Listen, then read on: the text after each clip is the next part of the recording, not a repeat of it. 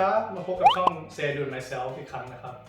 วันนี้เราอยู่ที่ออฟฟิศแล้วก็ที่ได้เห็นกันนะครับว่าทาสีเรียบร้อยแล้วเราก็จะเริ่มตกแต่งอย่างแรกที่ผมจะทำเนี่ยก็คือการหาบอร์ดมาติดตรงช่องนี้เพื่อที่ว่าเวลาทำงานมีไอเดียมี task list จะมาเขียนตรงนี้ได้นะครับแต่ว่าประสบการณ์ของผมเนี่ยคือตอนใช้ไวท์บอร์ดเมื่อก่อนเนี่ยมันโซมค่อนข้างเร็วเวลาเราเขียนแล้วลบเราก็เลยอยากจะหา material อื่นที่ดีกว่าถ้าเป็นกระจกนะครับมันก็จะทั้งหนักแล้วก็มีราคาแพงกว่าเราก็เลยดู material ที่เรียกว่า acrylic sheet นะครับที่มีความทนทานแล้วก็มีราคาถูกไปดูกันเลยครับว่าจะทำยังไง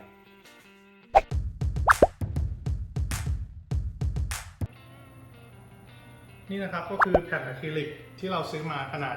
3 ฟุตคูณ 5 ฟุตนะครับแล้วตอนนี้เราก็จะวัด2 นิ้วนะครับทุกมุมเราจะวัดทั้งหมด6 จุดเพื่อที่จะเตรียมที่จะเจาะรูนะครับ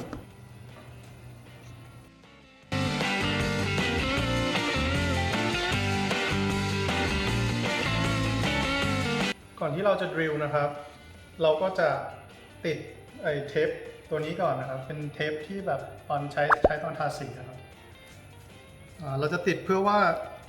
เวลาเราดริลเนี่ยช่วยให้อะคริลิกชีทไม่แตกโอเคนะครับตอนนี้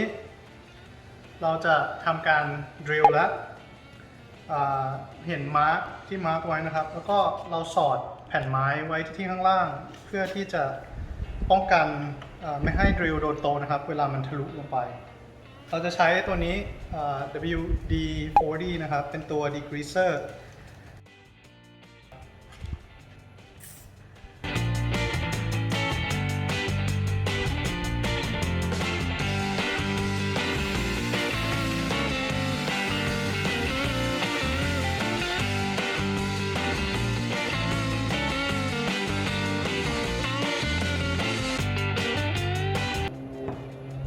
เมื่อเราเจาะเกือบสุดแล้วนะครับฝั่งหนึ่ง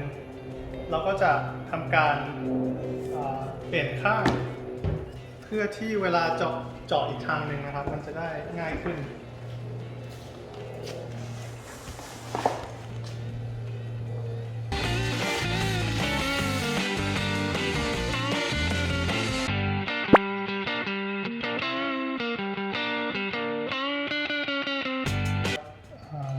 จะโชว์ให้ดูนะครับว่าสุดท้ายแล้วหลังจากที่ดริลรูได้มันก็ควรจะทำให้น็อตผ่านได้อย่างนี้นะครับตอนนี้เรามาร์ค6 จุดที่เราจะทำการเจาะรูนะครับเพื่อที่จะได้เอาบอร์ดนี้ขึ้นได้นะครับขั้นตอนต่อไปนะครับเราก็จะใช้สว่านเจาะรูนะครับและหลังจากที่เจาะรูแล้วเราจะใช้ตัวนี้นะครับที่ช่วยยึดตะปูที่อยู่กับ drywall ของเราเนี่ยเพราะว่า drywall มันจะไม่ค่อยแข็งแรงนะครับและอีกตัวหนึ่งก็คือเราจะเอาตัวนี้นะครับเป็นที่ยึดกับอะคริลิกชีทของเราซึ่งตัวนี้ก็จะถูกดริลเข้าไปติด wall แล้วมันจะมีตัวหนึ่งมาเข้าไปอย่างนี้นะครับแล้วไอตัวอะคริลิกชีทเนี่ยก็จะอยู่ระหว่าง2ตัวนี้ทำให้อยู่นิ่งนะครับ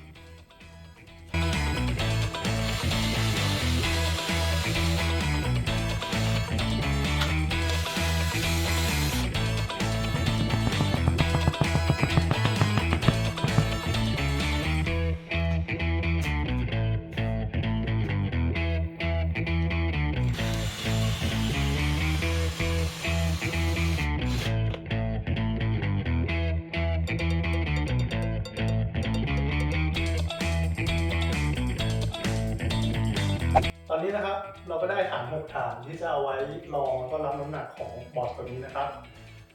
ตอนแรกที่โชว์ให้ดูเป็นสีดำนะครับแต่ว่าเราเห็นว่าสีทองนี่จะสวยกว่าเราก็เลยไปใช้สีจากโปรเจกต์ที่แล้วเพ้นท์เป็นสีทองนะครับแล้วก็ตัวนี้คือตัวบอร์ดเราก็แกะกันเลย